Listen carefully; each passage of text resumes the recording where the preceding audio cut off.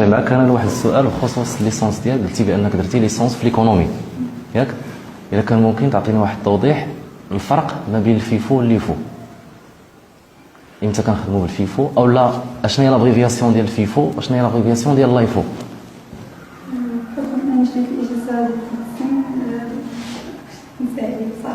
ولكن راكم ديجا قريتوا الكونطابيليتي اناليتيك سي صح؟ نسا يعني اللي قريناها صافي مشات. لان هذا الوقت انا عمرت المجال ديالي بالتعليم كبريباري حتى المجال التعليم.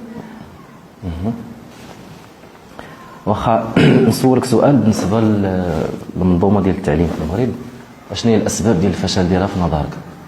ما هي اسباب فشل المنظومه التعليميه في المغرب؟ تطبيق كل المستجدات اللي كيجيو بها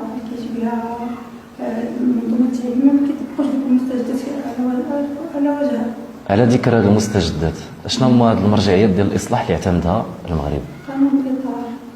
قانون الاطار، الرؤيه الاستراتيجيه. الرؤيه الاستراتيجيه. الميثاق الوطني والكتاب الابيض.